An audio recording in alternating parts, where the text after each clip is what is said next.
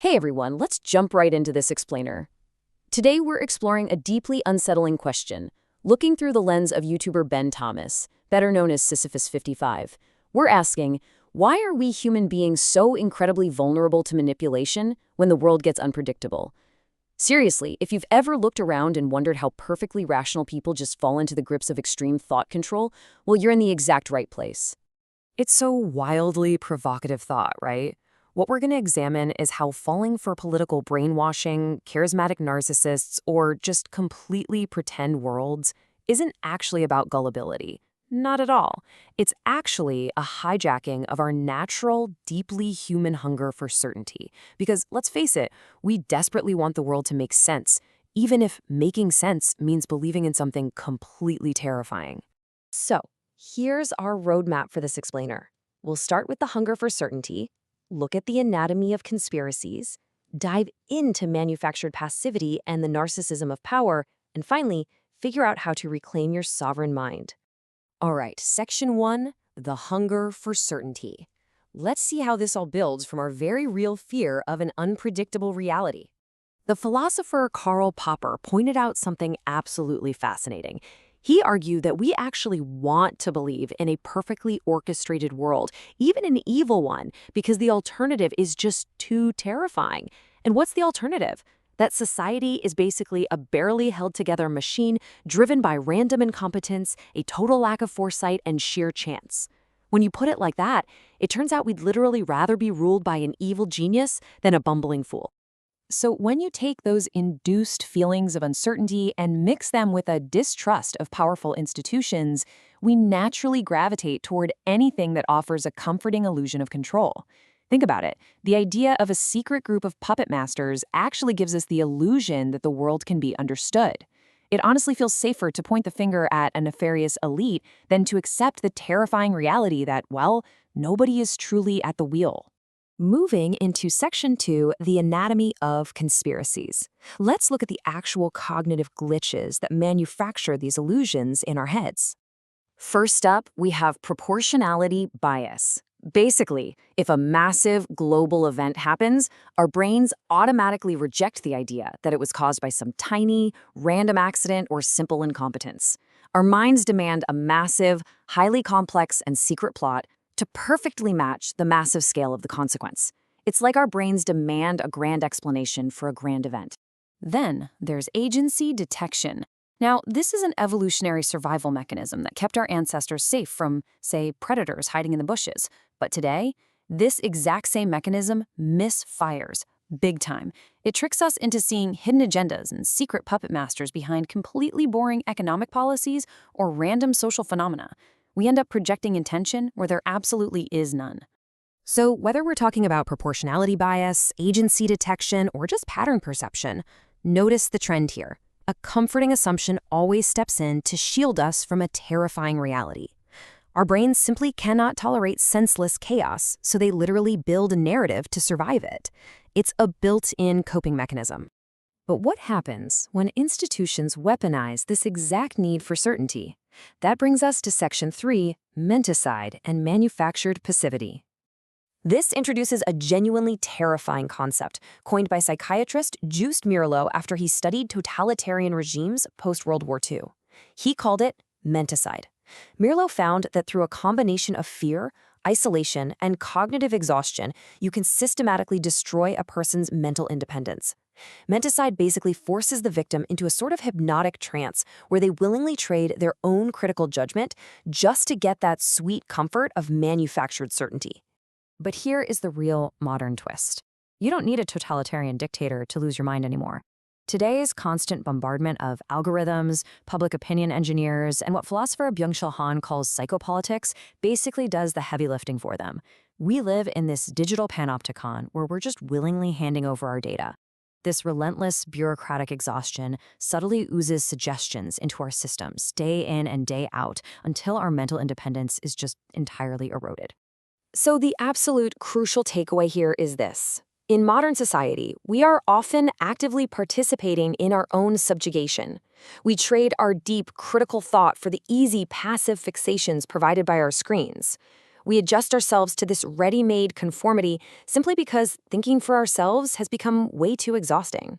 Which leads us to Section 4, the narcissism of power. Let's see how this vulnerability creates the perfect breeding ground for a very specific type of leader. According to psychological profiling, grandiose leaders often suffer from a deep internal emptiness. And to protect their incredibly fragile egos, they project this false, shameless, and absolute certainty. Naturally, this acts like a magnet for a frightened public. Psychologists say they suffer from an epistemological deformity, which is really just a fancy way of saying they set themselves up as the sole arbiters of truth, literally demanding that objective reality conform to whatever they happen to believe on any given day. You can so clearly see the symbiotic relationship of power playing out here.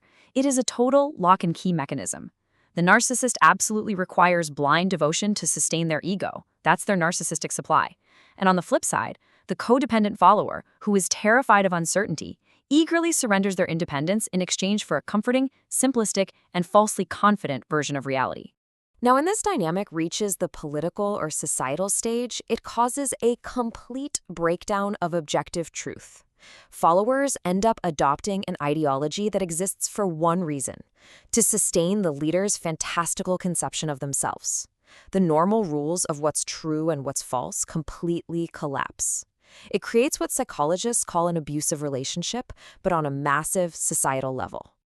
Okay, Section 5, Reclaiming the Sovereign Mind. We have descended into the darkest mechanics of mind control today, so how do we actively defend ourselves against this? Listen, mental independence isn't just a biological default that you're automatically born with. It is a strategic, hard-won achievement. To help with this, we can use a specific 3-step philosophical toolkit to rebuild our sovereign minds, pulling from Stoicism, Absurdism, and ancient Chinese philosophy. Step 1 is to divide control. Just like the Stoics taught, we have to clearly separate the external world from our internal world.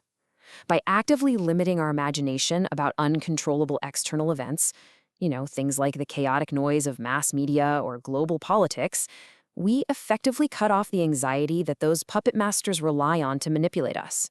You master what is yours, and you release the rest. Step 2 is to accept the unreasonable. The philosopher Albert Camus taught that instead of adopting these totalizing pretend systems offered by conspiracy theories or narcissistic leaders, we need to become the absurd hero. This means staring right at the incomprehensible, chaotic reality with complete lucidity. It means refusing those comforting lies and rebelling simply by fully and passionately engaging with the present moment. And finally, Step 3, cultivate flow. The ancient Chinese philosophers Wangzi advocated for something called trained spontaneity. Think of the legendary Cook Ding from his writings.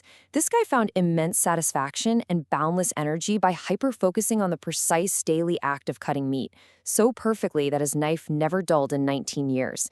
We too can find true autonomy by mastering our attention in the present moment, immersing ourselves in daily actions, and making ourselves completely immune to the chaotic noise of the world. Ultimately, true autonomy requires stepping out of that comfort zone and accepting the terrifying unpredictability of reality. It means taking full responsibility for your own attention. So, I'm going to leave you with this to chew on. If trading your judgment for manufactured certainty leads straight to subjugation, what daily rituals are you going to practice tomorrow to prove you're still the master of your own mind? I want you to imagine your mind as a highly secure fortress. You've got the thick stone walls, the moat, the heavy iron portcullis. Right, the whole medieval security package. Exactly. It's designed to keep out invaders. I mean, if a hostile army marches up with catapults and battering rams, your defenses immediately spring into action. You know the threat is there, the alarms ring, the archers take their mark. Yeah, you know you are under attack.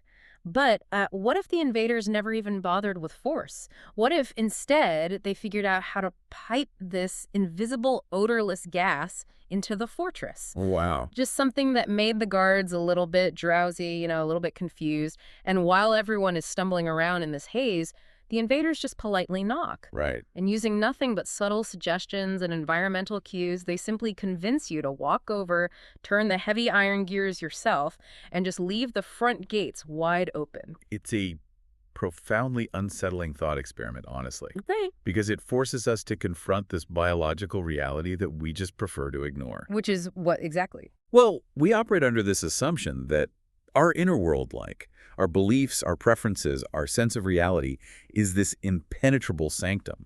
We think our minds belong entirely to us. Right. I think my thoughts are my own. Exactly. But the architecture of human belief is actually incredibly porous.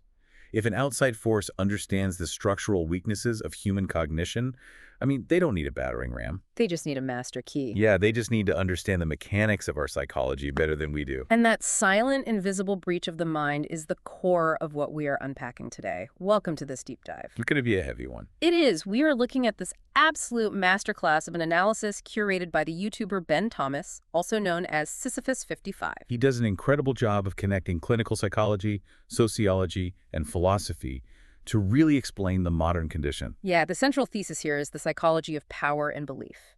We are charting a course from the extreme historical endpoints of totalitarian brainwashing all the way to the subtle, everyday comfort of modern conspiracy theories. So we're really looking at how institutions, mass media, and certain types of leadership profiles weaponize our biological search for certainty. To really grasp how our autonomy is eroded in daily life, we kind of have to start by looking at the extreme biological limits of the human mind, right? We do. And the sources lean heavily on the work of a mid-century psychiatrist named Joost Meerloo for this. Meerloo is such a crucial figure here. He really is. He was a Dutch psychiatrist who fled the Nazi occupation of the Netherlands during World War II. So he lived through the actual collapse of a free society. Yes, and he observed the psychological tactics of the Gestapo firsthand. Eventually, he made his way to England, served as a psychiatric consultant, and basically spent the rest of his career studying totalitarian brainwashing. And he coined a term for it, didn't he? Right. A term that really captures the sheer violence of this process. Yeah, he called it menticide. Menticide. Just the word itself sounds brutal. It's the systematic destruction of the mind. It is the literal murder of the mind. And Meerloo's terrifying conclusion was that almost no one can resist scientific brainwashing. Wait, really? No one? Almost no one. It doesn't matter how intelligent you are or how deeply held your moral convictions are. Wow. Totalitarian regimes didn't just stumble onto a way to make people confess.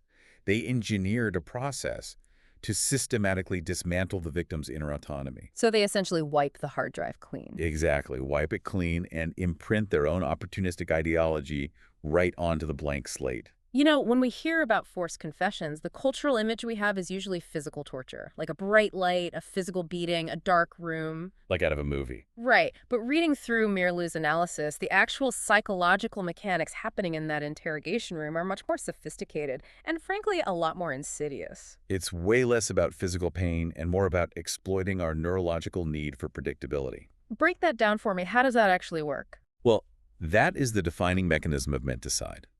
The strategy is cognitive exhaustion combined with a total removal of predictability. So you just remove any sense of a pattern. Yeah. If you want to break a mind, first you isolate it. Then you subject the victim to this relentless, completely erratic bombardment of questions.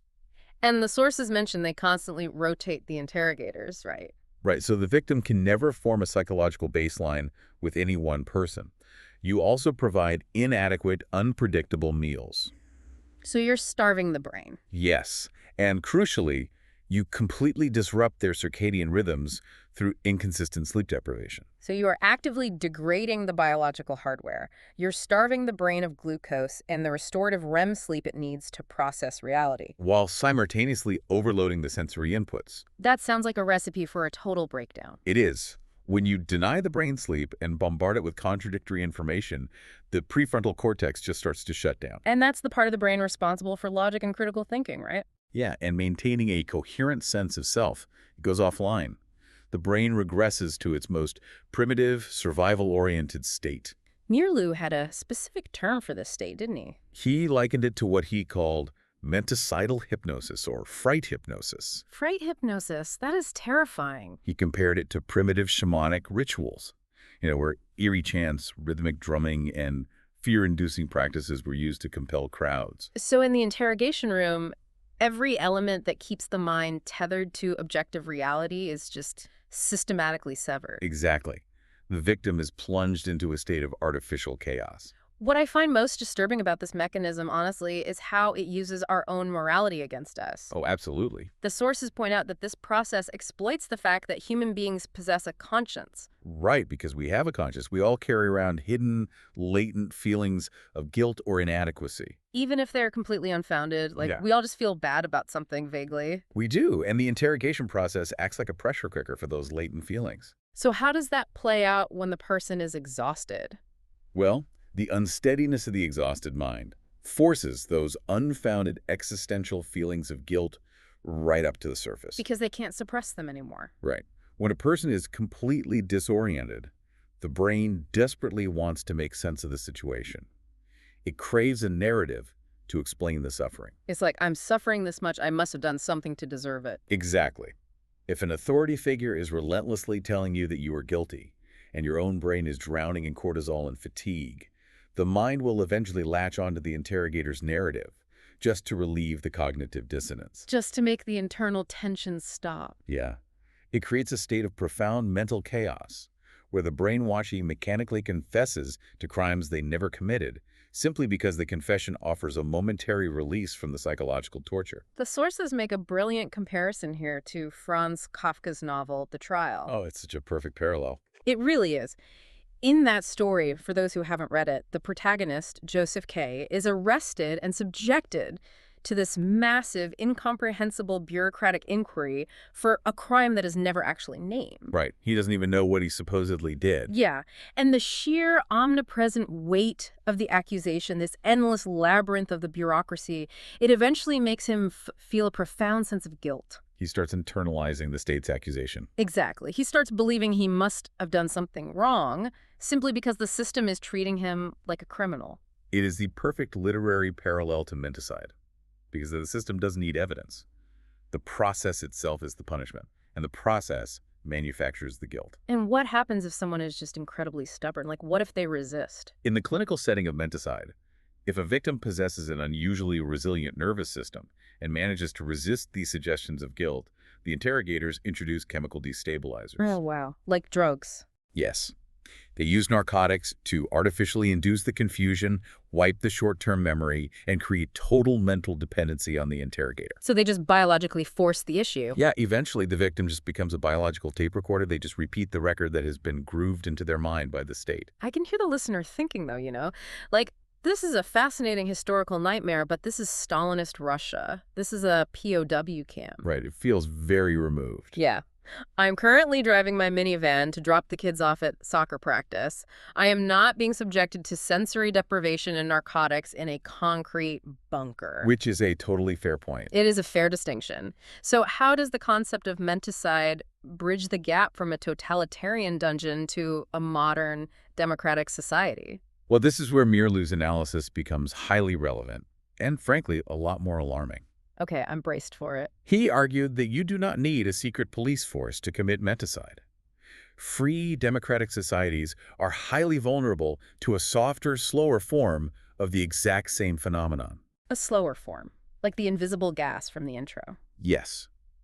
But instead of an interrogator shining a bright light in your eyes, it happens through the mechanization of modern life and the overwhelming flood of mass media. He called it the slow ooze of ready-made conformity, right? Exactly. The slow ooze of ready-made conformity. So we basically swapped the KGB interrogator for the morning news cycle, the smartphone algorithm, and the PR firm. Consider the biological mechanism we just discussed: cognitive exhaustion and sensory overload. Right, the lack of sleep, the noise. In the modern world, we are subjected to a continuous, unending stream of information, crisis, and manufactured outrage. Our phones are just constantly buzzing with bad news. And the human brain has not evolved to process the tragedies, economic shifts, and political scandals of 8 billion people in real time. It's way too much input. It is.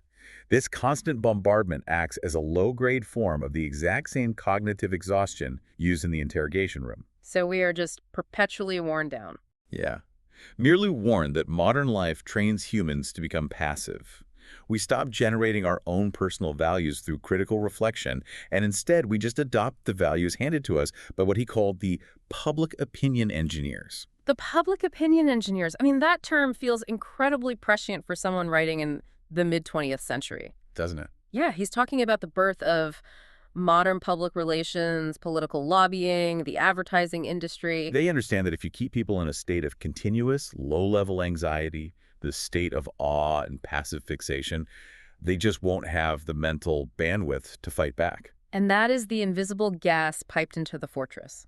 You know, you aren't being forced to confess to a crime at gunpoint. Not at all. Instead, the media, the corporate bureaucracy, the political machines, they just slowly, gently guide you into a state of mass delusion. You accept the reality handed to you because it is biologically cheaper in terms of energy than fighting it. It takes too many calories to be critical all the time. Exactly. You just outsource your critical thinking to the prevailing narrative. That transition from the violent coercion of the mid-20th century to the subtle coercion of today leads us directly to the next major framework in the sources. Right. Shifting gears a bit. Yeah, because if Meerloo showed us how external forces exhaust our minds, the contemporary philosopher Byung-Chul Han shows us something much darker. Much darker. Han argues that we didn't just succumb to external oppression, we actively took over the job of oppressing ourselves. Byung-Chul Han's concept of psychopolitics is absolutely essential for diagnosing the 21st century. Let's unpack that term,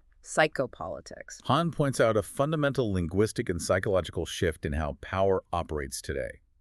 Under disciplinary societies, so think of monarchs, dictators, or even rigid factory bosses, we were subjects. Meaning we were subjugated. Yes, we were subjected to an outside dominating force. Power was something applied to us from above. But Han argues that under modern neoliberalism, that dynamic has completely inverted. It has. And just to define our terms clearly for the listener here, when we say neoliberalism in this philosophical context, we aren't talking about modern progressive politics, right? No, not at all. We are talking about an economic and cultural logic that applies the principles of the free market, so competition, efficiency, return on investment, to absolutely every aspect of human life. Including our own identities. That is a crucial distinction. It is. In this neoliberal framework, Han observes that we no longer view ourselves as subjects to be ruled. Yeah. We view ourselves as projects to be endlessly optimized. Refashioned and monetized. Exactly. We have internalized the demands of the market so deeply that the external boss is no longer necessary. Right. We are our own taskmasters. I struggle with this framing a little bit, though. How so? Because the language of optimization, waking up early, exercising, trying to be more productive, learning new skills, it is universally framed as personal growth. Right, the self-help culture. Yeah. If I am trying to build a better life for my family by side hustling or optimizing my morning routine, that feels empowering. Why is Han pathologizing the desire to improve? Because the underlying mechanism of that drive is rarely true freedom. It's actually a hidden form of coercion. Coercion by whom? By ourselves. This is the core paradox of Han's theory.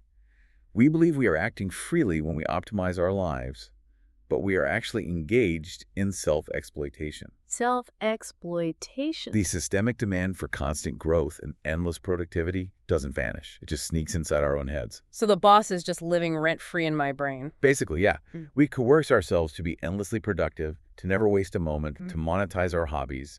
In this dynamic, we become both the master and the slave simultaneously. The internal class struggle. Yes. And the physical and psychological toll of this is devastating. I can imagine. Because when you're the subject of an oppressive king, you can rebel against the king. You can direct your anger outward. You can throw rocks at the castle. Exactly. But when you are both the master and the slave, where does the aggression go? It has to go inward. It turns inward. If you fail, if you are exhausted, if you can't keep up with the impossible demands of the market, you don't blame the systemic conditions. You blame yourself for not hustling hard enough. Which perfectly explains the modern epidemic of burnout and depression. It really does. It's not just that we are tired, it is a structural fatigue. We are running ourselves into the ground voluntarily, and our adrenal systems are completely fried by the constant influx of cortisol from our own internal whip cracking. And Han identifies the primary architectural tool of this self-exploitation. What's that? He calls it the digital panopticon. Okay, to understand this, we have to look back at the original panopticon. Yes, designed by the 18th century philosopher Jeremy Bentham. Right. Bentham's panopticon was an architectural design for a prison. It was this circular building with the prisoner cells arranged around the outer edge and a single watchtower in the exact center. The genius and honestly the horror of Bentham's design was the lighting. Yeah, explain the lighting because that's the key. The guards in the central tower could look out and see into any illuminated cell at any given moment. But the prisoners, looking back, could only see the dark, mirrored windows of the tower. So they were completely blind to the guards. Right. They never knew if a guard was actually standing there looking at them, or if the tower was completely empty. So because you might be watched at any second, you have to regulate your own behavior as if you're always being watched. Exactly. The physical guard becomes unnecessary because the prisoner internalizes the surveillance. The anxiety of visibility does the work of the prison bars. Now, Han takes that concept and applies it to modern social media and digital technology. The digital panopticon. But there is a terrifying evolution here. In Bentham's physical prison, the inmates were dragged into the cells, kicking and screaming. Obviously. In the digital panopticon, we actively, enthusiastically collaborate with our own surveillance. We buy the cameras ourselves. We do. We willingly surrender our data. We treat our smartphones as what Han calls a mobile confessional. A mobile confessional. That is a striking phrase. We meticulously document our whereabouts, our preferences, our relationships, our political leanings, and we just upload it all to a central server. But again, let me play devil's advocate here. Go for it. If I post a photo of my dog on Instagram, or I share a thought on a forum, I am seeking community. I am seeking human connection. Calling it a mobile confessional or a panopticon makes it sound like a torture device, when to most people, it just feels like socializing. It feels harmless. Yeah, are we over-intellectualizing basic human communication? We have to look at the underlying economic engine that powers that communication, though. Okay. Han argues that this radical transparency does not serve human connection. It serves capital. Capital with a capital C. Yes, he refers to capital as the new god. We surrender our data out of a very human, inner need to be seen and validated. Which is natural. It is. But the platforms are not neutral public squares. They are highly sophisticated behavioral modification engines. Right. They use your data to predict your behavior, shape your desires, and ultimately sell your attention to advertisers. It's the gamification of social life. Precisely. Yeah. The platforms introduce metrics, likes, retweets, follower counts. So now your social interactions are quantified. You literally get a score on your friendship. And you are constantly monitoring your own performance. You feel a subtle underlying guilt when you aren't visible enough, when your posts don't perform well, or when you aren't capitalizing on a trend. So your very existence is commodified. Yes. If an experience isn't captured, uploaded, and validated by the algorithm, it feels as though it lacks value. We literally turn ourselves into brands. And Han argues this has a disastrous effect on our politics. Right? Oh, absolutely disastrous. Because if we are completely exhausted by this internal self-exploitation and our entire worldview is mediated by these hyper-individualistic digital platforms, what happens to our role as citizens? It degrades entirely. Han argues that we devolve from engaged citizens who participate in the shaping of our society into what he calls a spectator democracy. A spectator democracy. So we are just sitting in the stands. Politics ceases to be a civic duty and simply becomes another commodity on the feed. Politicians are viewed merely as suppliers of ideological products. And we are just dispassionate consumer. Right. When we are unhappy with the state of the world, we don't organize. We just leave a bad review. A bad review on society. Yeah, we grumble, we post angry comments, we consume the outrage, but we are too structurally exhausted and distracted to actually take any meaningful collective action. This creates an incredibly dangerous societal baseline. It really sets the stage. We have a population that is cognitively exhausted by the digital panopticon. They're burned out by the endless demands of self-exploitation, and they're drowning in the ambient anxiety of mass media. It's a powder keg. That is a society desperate for an anchor. It is the perfect psychological vacuum for a specific type of leader to step in. Someone who offers a way out. Right, somebody who bypasses the complex, nuanced reality and just promises absolute, unyielding certainty. When a society is fearful and chaotic, the populace becomes highly susceptible to grandiose leadership. And the sources dive deeply into the clinical psychology of this dynamic, right? So they do, using the 45th President of the United States, Donald Trump, as a primary case study. And just to pause here for the listener, it is really important to emphasize that the sources which draw on clinical psychologists like Dan McAdams and Mary Trump, they analyze this strictly through the lens of psychodynamics. Entirely. We are looking at the mechanics of personality and the structural relationship between a leader and their followers, completely independent of partisan politics. Oh, absolutely. This isn't an endorsement or a condemnation. It's a clinical analysis of a specific psychological profile. So if we look under the hood of extreme narcissism in a leadership context, what is the actual psychological machinery driving it? Well, it's interesting because the public often assumes that a highly narcissistic leader is simply arrogant or incredibly confident. Right, they just love themselves too much. But clinical psychology paints a very different, much more fragile picture. Fragile. Yeah.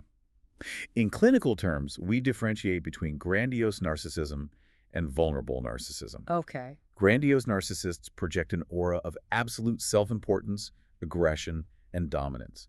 They fundamentally organize their entire existence around promoting and defending the greatness of the self. The ego is everything. But the mechanism underneath that grandiose exterior is usually rooted in profound early trauma or emotional deprivation. The sources refer to the concept of narcissistic adaptation.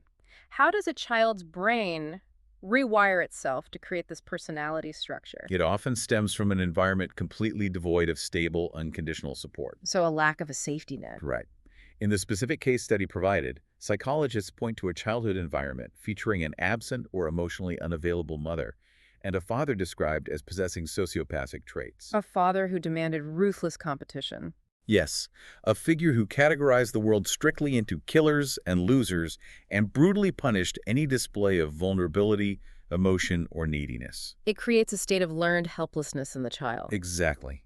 The child's brain realizes, my emotional needs will never be met here. In fact, displaying those needs is dangerous. So to survive psychologically, the child just walls off that vulnerability entirely. They act as if they have no emotional needs at all. And this is where the narcissistic mask is forged. To protect against the deep, terrifying void of feeling unloved and inadequate, the individual constructs an impenetrable, grandiose, false self. A false self, so it's like a suit of armor. It is. The writer Sam Vaknin, who has written extensively on this, theorizes that in extreme cases of narcissism, the real person inside essentially ceases to exist in the traditional sense. That is haunting. The individual becomes a reflection of their environment. They exist only to extract what psychologists call narcissistic supply. Narcissistic supply meaning attention, admiration. Fear or validation from others. This supply is the only thing that keeps the deep-seated feelings of emptiness and rage at bay. Their ego requires continuous external inflation. So you have a leader who requires a constant, massive influx of validation just to maintain their psychological equilibrium. Yes.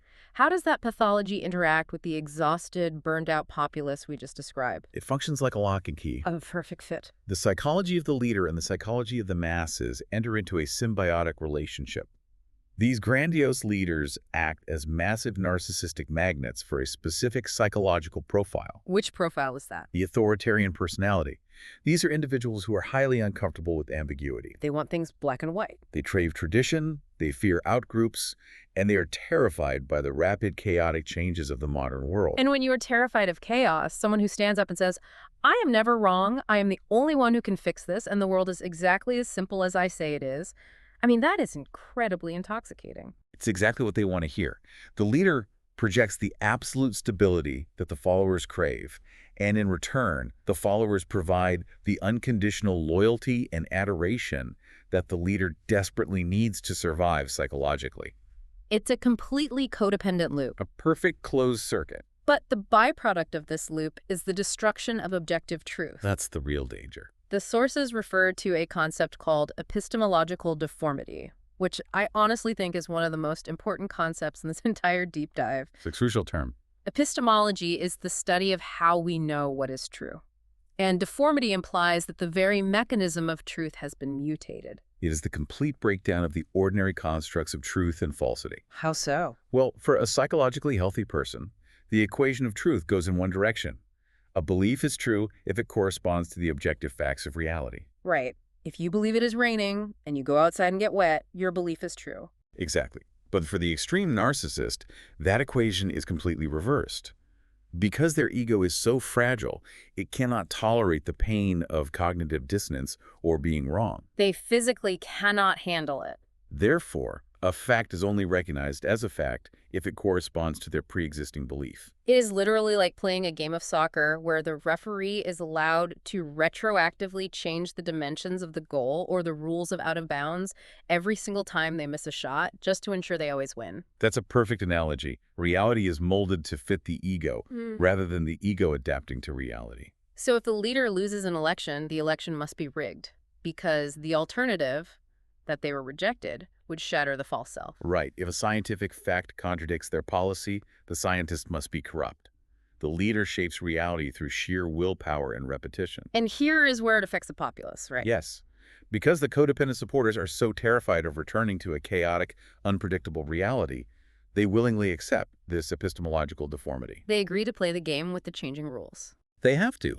The leader becomes the sole, infallible arbiter of truth, and the followers trade their critical thinking faculties for the warm, secure blanket of the leader's absolute certainty. Which provides a really seamless transition into the broader societal symptom of this craving for certainty. We see this on multiple levels. Right. We see this top-down manipulation by grandiose leaders, but there is also a bottom-up grassroots manifestation of this exact same psychological need. When people cannot tolerate the chaos of reality, and they don't have a singular leader to latch on to, They often fall straight down the rabbit hole of conspiracy theories. conspiracy theories are the ultimate manifestation of our biological intolerance for uncertainty. The sources bring in the philosopher Karl Popper here, who offered a brilliant framework for understanding this. He called conspiracy theories the theism of society. Theism, meaning a religious belief system, like belief in gods. Yes. Popper argued that modern conspiracy theories function in the exact same psychological way that ancient polytheism did. Okay, walk me through that. Thousands of years ago, if a drought destroyed the crops or a sudden storm sank a ship, it was terrifying for humans to accept that the universe was just random and indifferent. It's too scary to think it's all just chance. So we invented gods. The drought was because we angered the sun god. The storm was because the sea god was seeking revenge. It provided a narrative. It meant that someone was in charge. Even if the god was angry and vengeful, at least there were rules. At least there was a mechanism you could point to. And Popper argues that as society secularized, we didn't lose that psychological need, right? We just updated the characters. Exactly. Instead of believing that gods on Mount Olympus are controlling the weather, we now believe that omnipotent puppet masters, shadowy cabal, the deep state, the Illuminati, are controlling the economy, engineering global pandemics, and orchestrating world events behind closed doors. It is paradoxically comforting. It really is. I mean, the idea of an evil, all-powerful elite sitting in a smoke-filled room controlling the world is scary, but the alternative is much worse. The alternative is that no one is in control. The alternative is that the global economy is this massively complex, inherently unstable system driven by billions of variables, and the people in charge are largely just guessing, making mistakes, and reacting blindly. Right. A shadow government means someone is driving the bus. Reality means the bus is hurtling down a mountain, the steering wheel is broken, and the driver's asleep. Exactly.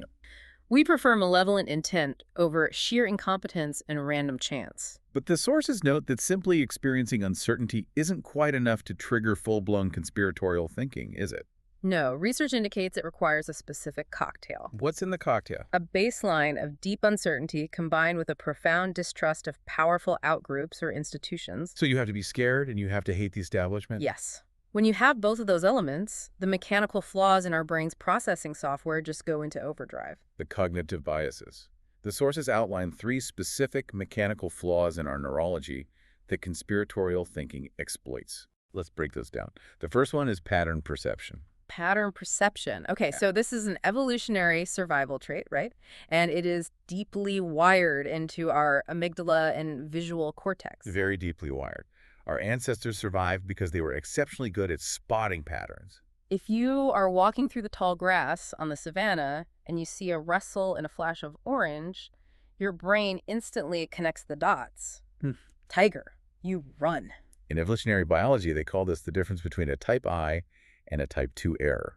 Oh, yeah, explain the difference. A type I error is a false positive. So you see the orange grass, you run away, and it turns out it was just the wind. You look silly, but you survive. Right. A type 2 error is a false negative. You see the grass rustle, you assume it's the wind, and you get eaten by the tiger. So our brains evolved to constantly generate false positives. Yes. We are hyper-tuned to find patterns even where none exist because it is simply safer. That is a perfect explanation of the mechanism. But in the modern world, when we feel socially or economically threatened, that survival trait goes into hyperdrive. It misfires. The sources cite a fascinating psychological study to illustrate this. The Jackson Pollock one. Yeah. Researchers took two groups of people. One group that was primed to feel a lack of control and a control group, and showed them paintings by Jackson Pollock. And for those who don't know, Pollock is famous for abstract expressionism. His paintings are essentially massive, chaotic splatters of paint on a canvas. There is absolutely no intentional geometric shape or recognizable figure. It is pure visual chaos.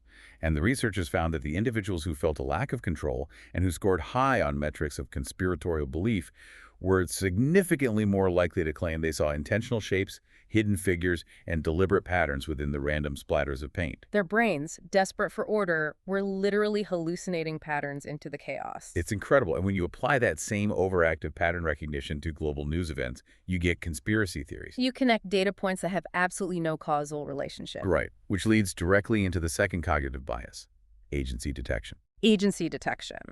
This is the assumption of intentionality behind random events, right? Exactly. If a dead tree branch falls and smashes the windshield of your car, a rational mind knows that it was gravity, wind, and rot. Bad luck.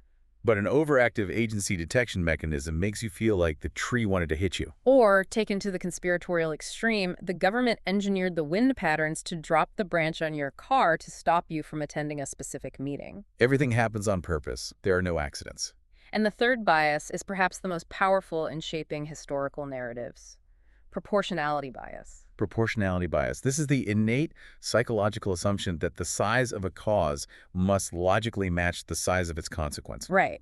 Massive, world-altering events must have massive, highly complex causes. The sources use a great example here. If a beloved, powerful president suddenly dies, it leaves a massive psychic wound on the nation. The consequences are enormous. It changes the course of history. If you tell the public that this monumental historical shift was caused by a microscopic, mindless virus or by a single unhinged man with a rifle who just got lucky, the brain rejects it. It feels completely disproportionate. It doesn't balance the cosmic scales. The brain cannot reconcile the massive consequence with the trivial cause. Therefore, proportionality bias kicks in, and the mind constructs an elaborate, multi-layered assassination plot involving the CIA, the mafia, and shadow governments. A big event must equal a big cause. The conspiracy theory restores the sense of proportionality. I have to interject here, though, because we risk painting with too broad a brush. What do you mean? We are diagnosing conspiracy theories as cognitive errors, but history is full of actual proven conspiracies. The sources even acknowledge this. They do. MKUltra was real. The CIA really did conduct illegal mind control experiments on citizens. The tobacco industry really did conspire to hide the data linking their products to cancer. The fossil fuel industry suppressed climate science. Exactly. How do we distinguish between a healthy, necessary skepticism of power and falling victim to cognitive biases? How do we know we aren't just being naive by dismissing theories of puppet masters? It is a vital distinction, and Karl Popper's framework handles this beautifully. The argument is not that people in power do not conspire. Of course they do. People scheme all the time. The distinction lies in the scale of competence and the inevitability of human error. Popper argues that while groups certainly conspire to achieve certain aims, intentional, grand-scale social action almost always fails to produce the exact desired result. Because humans are involved. Exactly. Real conspiracies, like corporate cover-ups or specific intelligence operations, are usually highly localized, involve a limited number of people, and crucially, they almost always leak eventually. Someone always talks. They fall apart because of human greed, whistleblowers, bureaucratic incompetence, or unforeseen variables. So what is Popper actually critiquing then? What Popper critiques is the belief in flawless, omnipotent orchestration. If a conspiracy theory requires 10,000 people across multiple global governments to keep a secret perfectly for 50 years without a single leak or misstep, mathematics and psychology tell us it is false. Human incompetence, laziness, and systemic friction are vastly more common than flawless, omnipotent coordination. Exactly. That is a highly practical razor to apply to the news. Assume incompetence before you assume omnipotence. That's a great rule of thumb. So let's take a breath and survey the battlefield here. We've covered a lot of ground. We've diagnosed the disease, we've looked at the brutal mechanics of menticide and the destruction of mental independence, we've explored the subtle coercion of the digital panopticon, and our exhaustion from self-exploitation. We've analyzed how narcissistic leaders warp the very fabric of truth to protect their egos. And how our own evolutionary cognitive biases drag us into the comforting illusions of conspiracy theories. The invisible gas has permeated the fortress, the gates are wide open. It looks pretty grim. The most important part of this deep dive is what comes next. How does the listener actually cure this? How do we fight back? Yeah, how do we flush the gas out, rebuild the walls, and reclaim our mental autonomy? This brings us to what we can call the sovereign mind toolkit, drawing on the philosophical defenses outlined in the sources. The sovereign mind toolkit, I like that. To reclaim that autonomy, we can start by returning to Joost Meerloo, the psychiatrist who warned us about menticide in the first place. What was his clinical antidote? If the world is constantly trying to hypnotize us, how do we snap our fingers and wake up? Meerloo advocated for very practical grounding techniques to de-automatize the mind. De-automatize, so stop being on autopilot. Right. He emphasized the importance of mental relaxation, unstructured time, and creative play. Activities that have no productive metric attached to them. Exactly, which directly counters the neoliberal self-exploitation we discussed earlier. Right. If you are just playing for the sake of playing, you aren't optimizing. But on a deeper level, he called for a radical shift in how we relate to authority. He warned against the habit of simply regurgitating expert opinions or adopting the ready-made values of the mass media. He demanded a return to true, effortful critical thinking and personal responsibility. He called it the heroism of the spirit. The heroism of the spirit. It implies that maintaining your sanity in a mechanized world is not a passive state. It requires active, heroic effort. It requires the passion and the inner freedom to be the master of your own emotional responses. And to build that specific type of internal mastery, the sources pull heavily from ancient philosophy, specifically Stoicism. Looking at thinkers like Epictetus and Seneca. Stoicism is often misrepresented in modern pop culture, though. It's sold as a way to become an emotionless robot or just a life hack for productivity. Yeah, the grind-set version of Stoicism. But in its original context, as a defense mechanism for the mind against a chaotic world, it is incredibly potent. It is a highly pragmatic neurological defense against uncertainty. The foundational pillar of Stoicism is the dichotomy of control. Epictetus is the perfect messenger for this. He really is. He was born into slavery in ancient Rome. He literally had zero control over his physical body, his location, or his external circumstances. Yet he developed a philosophy of absolute internal freedom. He argued that we must ruthlessly divide the entire universe into two categories, externals and internals. Externals are everything outside of your direct conscious choice. That includes the economy, the algorithm shaping your social media feed, the geopolitical landscape, what a narcissistic leader is saying on television, and the opinions of others. You have absolutely no absolute control over any of it. And the internals are simply your own choices, your own judgments, and your own attitudes regarding those external events. The Stoic shield is constructed by radically accepting this division. When you fully accept that you cannot control the external world, you immediately cut off the fuel supply to your anxiety. Because anxiety is often the neurological friction between wanting to control something and being unable to. By letting go of the external and focusing 100% of your energy on mastering your internal response, your character, your virtue, your immediate actions, you build a fortress that cannot be breached by public opinion engineers. There is a specific Stoic exercise mentioned in the sources that I think illustrates this perfectly, though it is highly counterintuitive. Negative visualization. Yes, or premeditatio malorum. The practice involves deliberately imagining losing the things you value most. Right. You visualize your car breaking down, you visualize losing your job, you imagine your reputation being destroyed, you even visualize the mortality of your loved ones. It sounds incredibly dark. Now, to the modern ear, this sounds like a recipe for a panic attack. It sounds incredibly pessimistic. It sounds like wallowing in despair. But Seneca argued that it achieves the exact opposite psychological effect. He wrote, "He robs present ills of their power who has perceived their coming before it." Negative visualization acts as a vaccine for the nervous system. How does that mechanism work in practice? Well, most of our suffering and anxiety comes from the unspoken, subconscious expectation that the universe owes us stability. We expect that our job will always be there, that our health will remain perfect, that our routines will be uninterrupted. Right.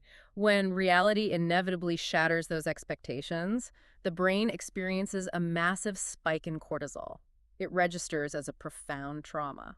But when you practice negative visualization, you are essentially microdosing the psychological pain of loss. You are reminding your amygdala that the external world is fragile and temporary. You strip away the anxiety of expectation, because when you visualize losing your job, you follow the thought all the way through and you realize, I would be okay. I would adapt. My internal character would remain intact. It proves to your brain that you can survive the worst-case scenario. And the incredible byproduct of this practice is that when you open your eyes and realize you haven't lost those things, you experience a massive rush of profound gratitude for the present moment. It makes you highly resilient against the fear-mongering of the media because they can no longer threaten you with the loss of things you have already made peace with losing. It forcefully anchors you into objective reality.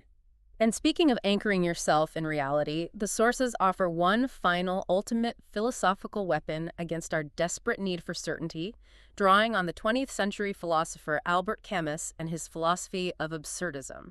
Camus is fascinating because he deals directly with the core tension we've been discussing this whole time. Our desperate biological need to find order and meaning in a chaotic world, and what happens when we can't find it.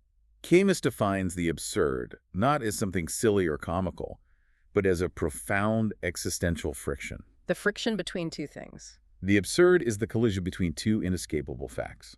On one side, you have the chronic, undeniable human urge to understand the world, to seek meaning, purpose, and justice. And on the other side? On the other side, you have the universe itself, which is completely silent, unreasonable, and utterly indifferent to our desires. We stand on a rock, spinning in the void, shouting into the darkness, asking, why are we here? What does it mean? Where's the justice? And the universe just stares back with a blank, silent expression. That tension, that unanswerable gap, is the absurd.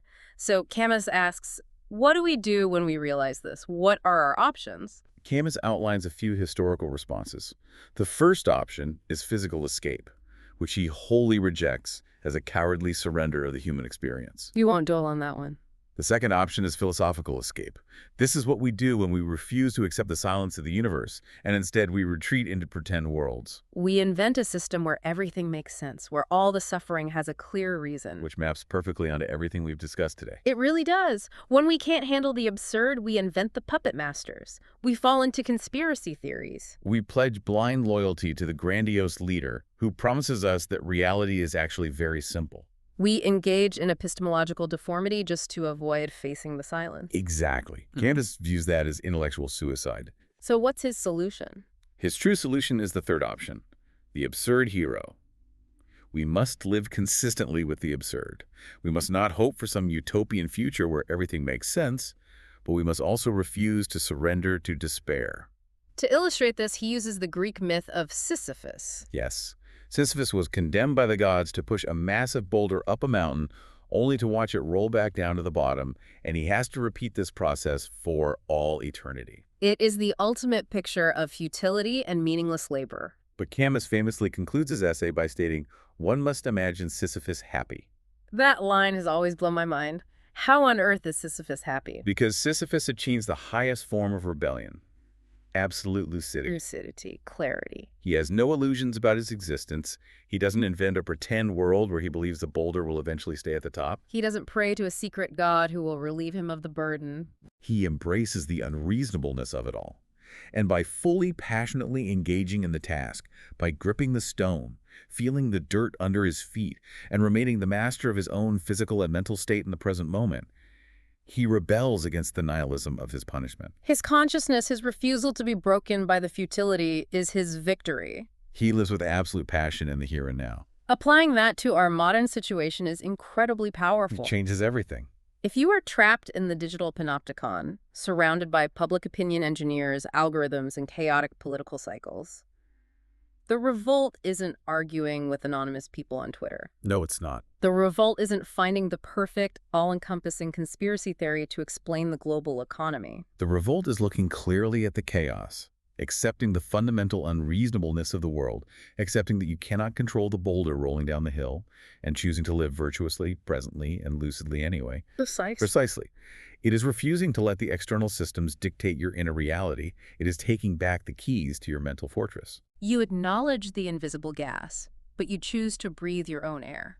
I love that. So as we wrap up this deep dive, let's trace the thread of what this all means for you, the listener. We've covered a massive amount of psychological terrain. We have, and we've seen that mental independence, your sovereign mind, is not a biological default.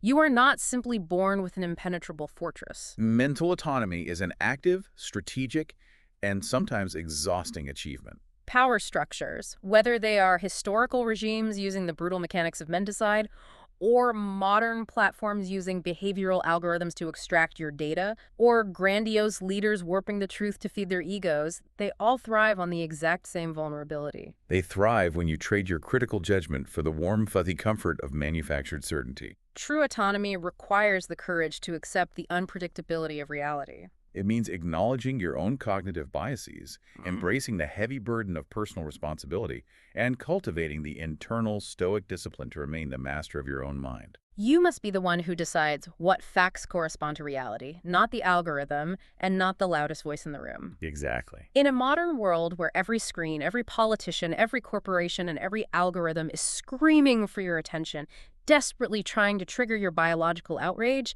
and begging you to leave the gates of your mental fortress wide open.